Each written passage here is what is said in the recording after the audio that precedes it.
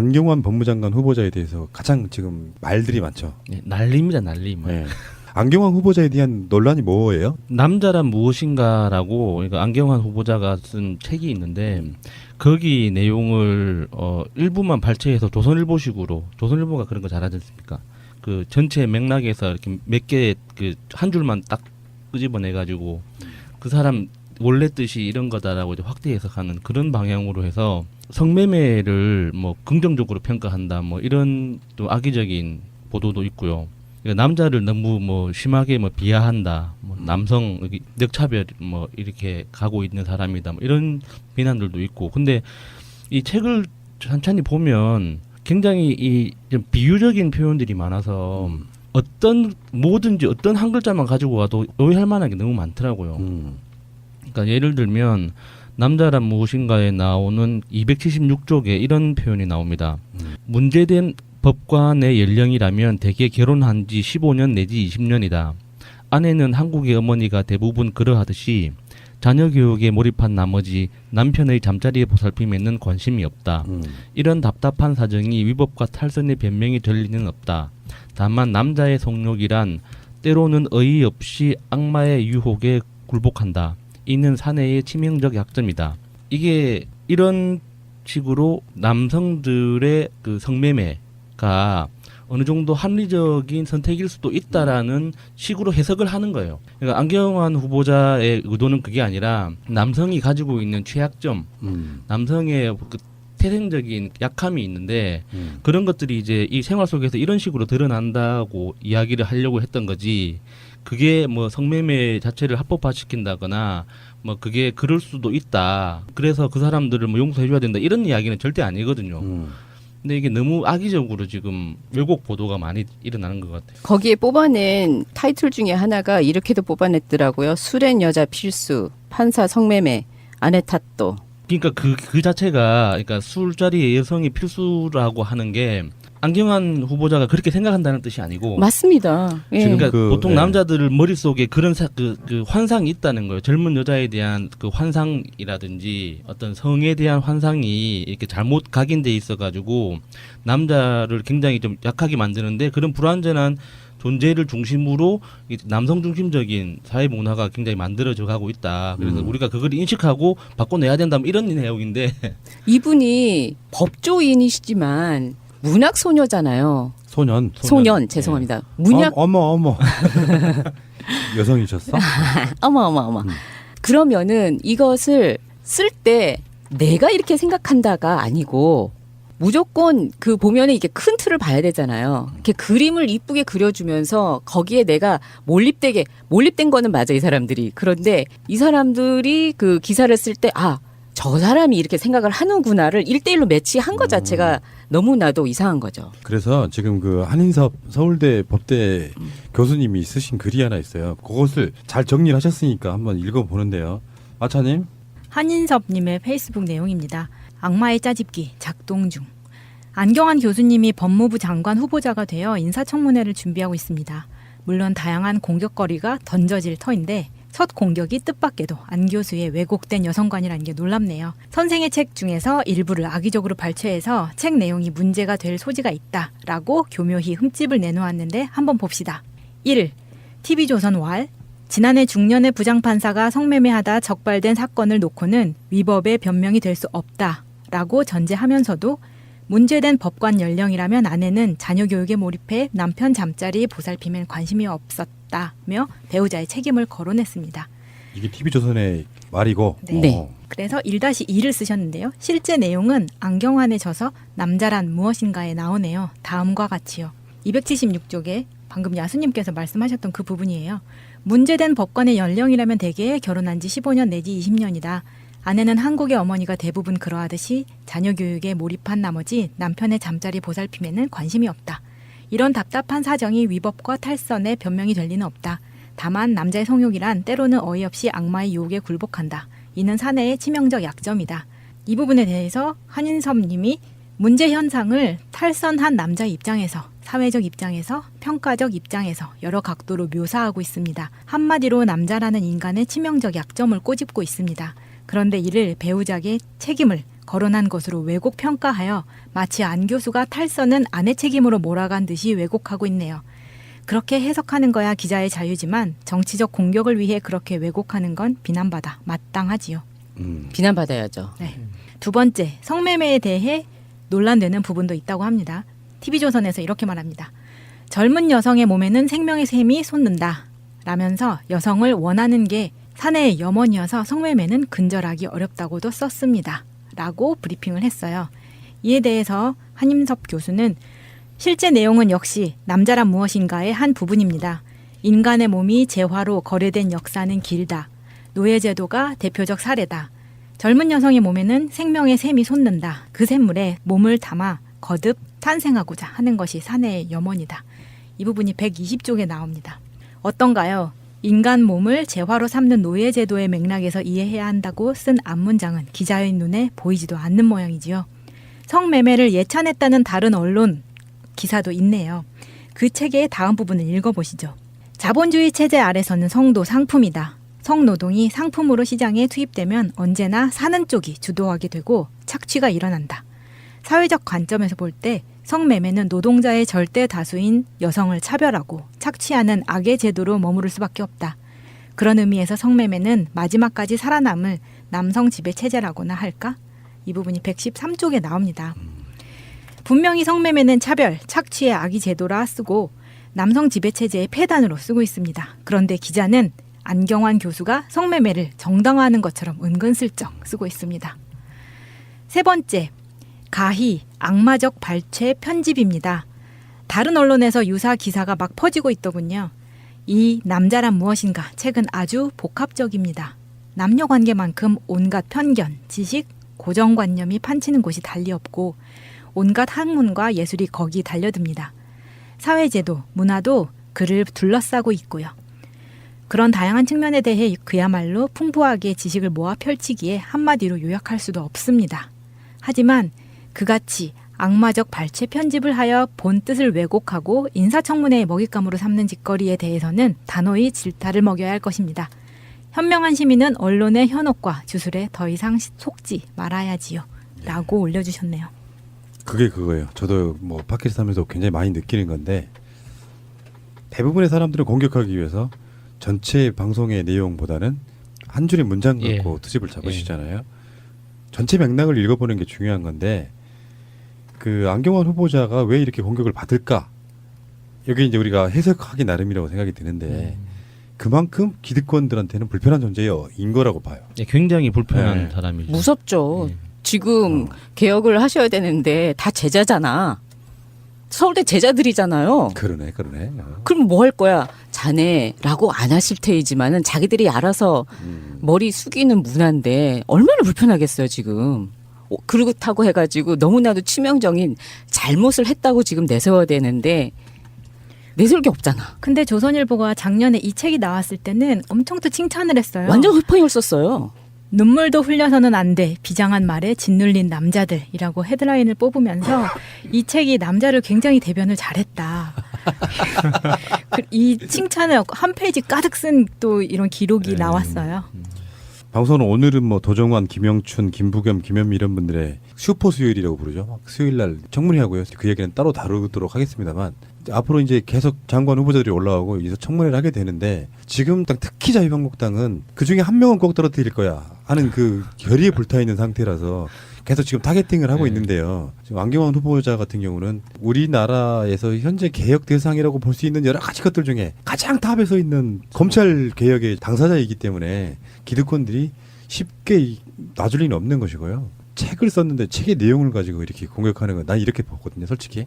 뭐 이게 말고 탁현민 뭐 그 부분도 지금 요즘에 그게 회자되고 있는데 난 이렇게 봐요. 그 사람이 그 역할에 맞느냐가 일단 중요하고요. 일 잘할 수 있는 사람이냐가 중요하고 두 번째 여성관이라든지 이런 거는 나는 그게 사실 솔직히 말씀드리면 특별하게 뭔가를 혐오하거나 비하하거나 이런 기본적인 마인드 갖고 있는 사람이라면 모르겠지만 책의 이 모든 표현들을 문제 삼아가지고 방송도 해보면 그런 게 있거든요. 나는 전혀 여성 비하의 목적이 없는데 그 많은 수백 개의 방송들 중에서 여성의 비하적인 아주 관습적인 표현을 하나 썼다고 해서 이 사람이 여성 비하 있는 것처럼 부적격 이렇게 이야기하는 그런 느낌들 제가 많이 받아보는 입장에서는 디테일 갖고 사요. 안경환 후보자는 자기 책을 몇 권 쓰셨는지 모르겠지만 그 표현 기억도 안 나실 거예요. 그렇죠. 그 시점에 있어서의 자기의 생각들이었기 때문에 저는 그렇게 보는데. 그리고 문학적인 표현은요. 그만큼은 좀 이해를 해야 돼요. 그 문학적인 표현하고 관습적인 거는 또 별개로 봐야 되고 관습적인 표현 자체를 하는 것 말을 하는 것조차도 인지가 안 되는 게 문제라는 게 비난을 받는 게 있어서 그건 정말 별개라고 생각합니다. 그것은. 그리고 이분이 굉장히 존경받는 법학 교수이자 인권위원장이었기도 맞습니다. 하고 여성 그 인권 그 여성 평등 문제에 대해서 이제 기여한 바가 많아서 여성 단체에서 상도 수상하셨던 분이에요. 그러니까 절대 무슨 뭐 여성을 비하한다거나 뭐 역으로 뭐 남성을 뭐 격하시킨다거나 이런 의도가 있는 게 아니고 우리 현실을 그대로 바라보면 있는 그대로 뜯어보면 너무 남성 중심적으로 우리 사회가 만들어져 있다. 그거를 우리가 깨달아야 된다는 게 이제 이분의 기본 그 주장이시거든요. 맞는 말이잖아요. 그걸 가지고 그 표현 한 줄, 뭐 생명의 샘, 뭐 생명의 샘물, 예, 뭐 그거 자체가 그 사람의 생각 자체인 것처럼 몰고 가는 거는 너무 비겁합니다. 아무도 안 도와줬을 때 피우진 지금 보훈처장님을 위해서 헌법재판소에 하고 거기에 그 대변을 해주신 분입니다. 자, 그러면은 안경환 후보자에 대한 트윗 한번 보겠습니다. 그 미호님이 안경환 교수님의 남자란 무엇인가를 직접 본 입장에서는 TV조선의 보도 내용 캡처해 제시하면서 앵무새처럼 따라 읽는 사람들 귀엽기도 하고 일상생활 걱정도 되고 뭐 그렇습니다. 그래 판결문 안 보고 판례 평석도 하고 영화 안 보고 영화평도 하는데 뭐 그깟 이렇게 하셨는데 요즘 영화 안 보고 영화평 하는 그 평론가들도 많고 그 저기 판결문 내용도 제대로 안 읽어보고 그 기사에 나온 것만 가지고 뭐 판례 평석 내리고 하는 사람들도 많다고 이제 그러는데 사실 확인을 하는 게 그렇게 어려운 일이 아니거든요. 근데 검색 몇 번만 해보면 요즘 세상에는 그 반대 의견도 충분히 확인해 볼 수 있고 사실관계를 확인할 수 있는데 내 눈앞에 그냥 수동적으로 이렇게 쭉 펼쳐지는 거 말고는 더 이상 찾아보는 게 귀찮은가 봐요. 많은 사람들이. 그러니까 더 악의적이고 왜곡된 게 더 멀리 많이 퍼지는 것 같습니다. 내가 다 내 인맥만 갖고 일을 할 수는 없잖아요. 예, 그러면 예. 어떤 사람 여러 사람한테 사람 좀 추천해 받아 오기도 하고 물론 지금 현재는 이제 청와대 공식 인사 시스템들을 또 활용하겠지만 결국 낙점하는 사람 대통령이잖아요. 예. 그럼 그 중에 이제 안을 여러 명을 올리면은 법무부 장관 후보에 하마평에 올랐던 분들도 후보 리스트에 올랐을 거예요. 거기서 이제 낙점, 그러니까 점을 딱 찍어서 이 사람으로 할 거야라고 하는 것은 사람을 가려 평가하는 어떤 능력 같은 거라고 보는데 가끔씩 이런 후보자들이 이렇게 올라올 때마다 깜짝 놀라는 게 이건 어떤 느낌이냐면은 네티즌들이 트위터나 이런 SNS상에 대통령이 바뀌면 뭐 정권 교체하면 누구누구를 어떤 자리에 임명했으면 좋겠다고 했던 리스트군들 있잖아요. 예. 그걸 더 능가하는 경우가 꽤 있어요. 예, 그래서 좀 많이 놀라는 게 있죠. 우리나라에 이렇게 훌륭한 사람이 이렇게 많았나 싶은 맞아요. 것도 있고. 이상봉님의 트윗입니다. 안경환 남자란 무엇인가? 내가 직접 읽고 판단해 보겠다. 서울법대 학장 시절 최초로 여성 교수를 무려 4명이나 채용하고 또 인권위원장 시절이나 기타 이력에서 여성 인권에 크게 기여한 점이 엿보이니 내가 객관적으로 공정하게 평가해 보겠다라고 올려주셨습니다. 이렇게 해주셨으면 좋겠어요. 그냥 왜곡된 거 읽지 말고 책을 읽고 이거를 문학적으로 보고 이걸 어떻게 풀어나가는지. 왜냐하면 지금 여성 운동 하시는 분들이 굉장히 분노에 차 올라왔고 이 정도면은 너네들이 보수하고 다를 게 뭐가 있냐 하고 굉장히 비난을 많이 하고 표 의원이 이거에 대해서 그 링크를 하나 올려주시는 거기에 악플이 막 쫙쫙 달리고 있거든요. 그러니까요. 가짜 뉴스에 속으면 안 된다는 그게 지금 핵심인 것 같아요. 맞습니다. 지금 계속해서 미담이 나오고 있는데요. 시크문이라는 분이 올려주신 게 안경환 후보자가 조혜진 전 의원이 가난했던 대학 시절 등록금을 빌려주고 아직까지 돌려받지 않는다는 그런 이야기도 지금 나오고 있고요. 우석훈 박사의 트윗에는요. 나는 우석훈. 내가 본 많은 한국의 학자 중에서 최고로 생각하는 양반은 안경환 선생이다. 이건 나의 진심이다. 나는 경제학, 그 양반은 법학. 그런 전공 차이는 아무것도 아니다. 진짜로 최고다. 인격적으로. 라고 올려주셨어요. 인권위원장 하실 때 이명박이 인권위 기능을 되게 축소시켜가지고 그 항의하는 뜻으로 그 사퇴하셨거든요. 네, 빡차고 나오셨어요. 그때 인권위 내부에서 네. 안경환 위원장님을 붙잡기 위해서 거의 농성 비슷한 수준으로 붙잡았었어요. 많이 우시는 분도 많았고 내부적으로 그 다음 위원장을 못 오도록 하려고 많이 노력했었어요.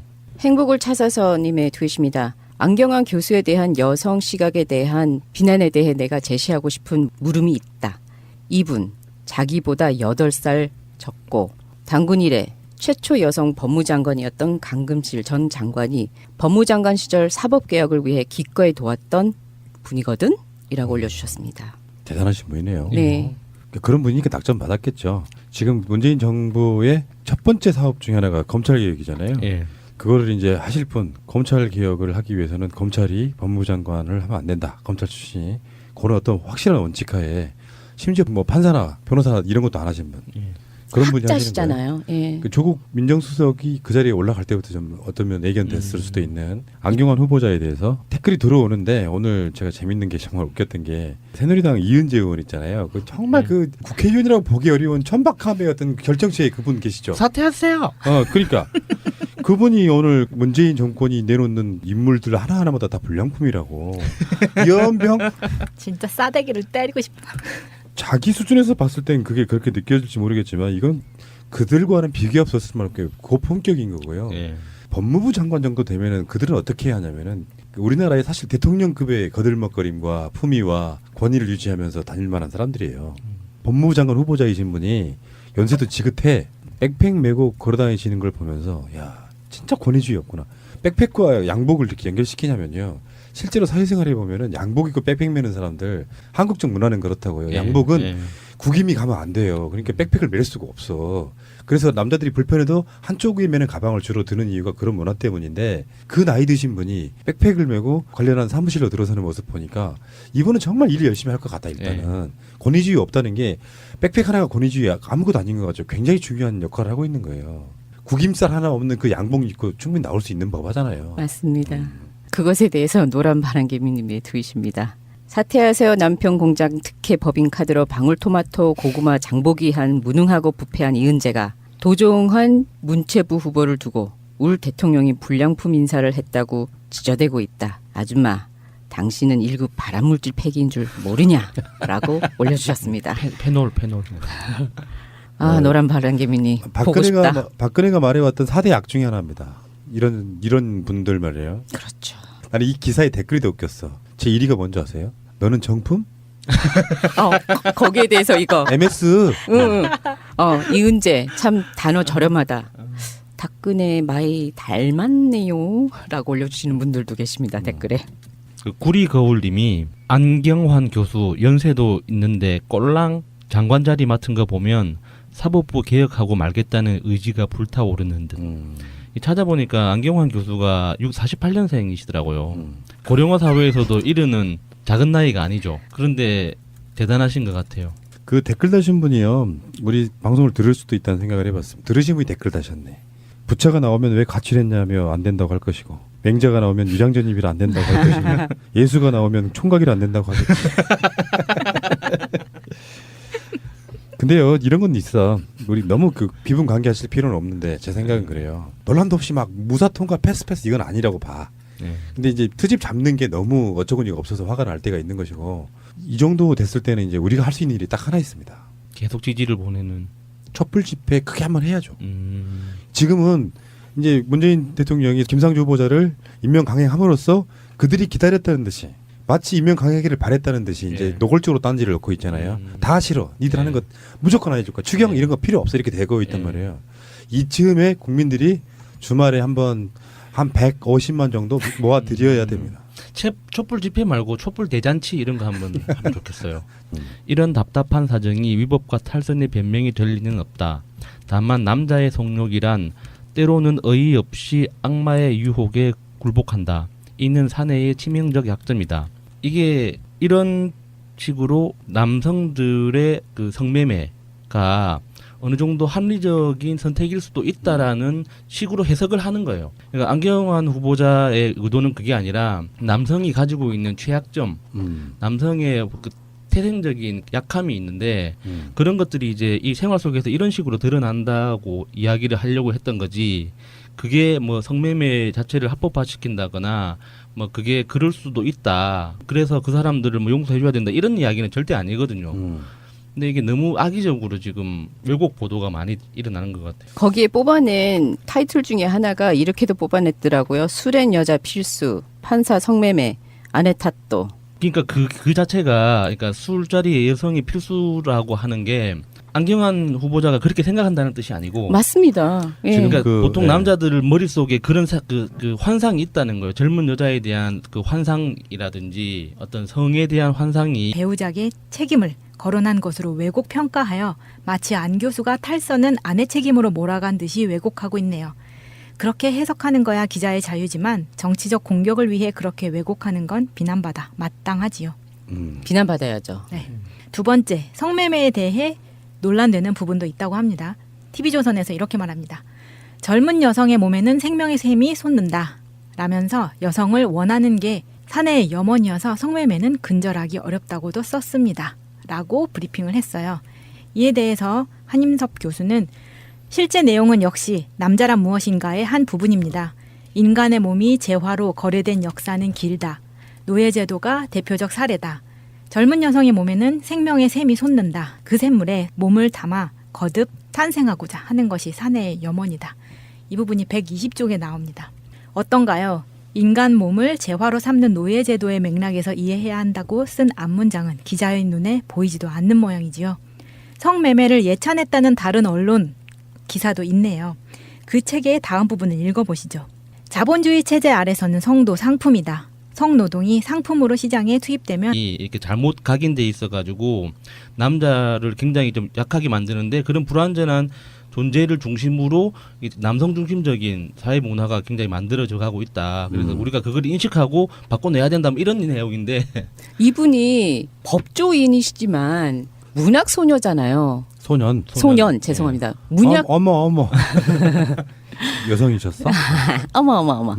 그러면은 이것을 쓸 때 내가 이렇게 생각한다가 아니고 무조건 그 보면은 이게 큰 틀을 봐야 되잖아요. 이렇게 그림을 이쁘게 그려주면서 거기에 내가 몰입된 거는 맞아 이 사람들이. 그런데 이 사람들이 그 기사를 쓸 때 저 사람이 이렇게 생각을 하는구나를 1대1로 매치한 것 자체가 너무나도 이상한 거죠. 그래서 지금 그 한인섭 서울대 법대 교수님이 쓰신 글이 하나 있어요. 그것을 잘 정리를 하셨으니까 한번 읽어보는데요.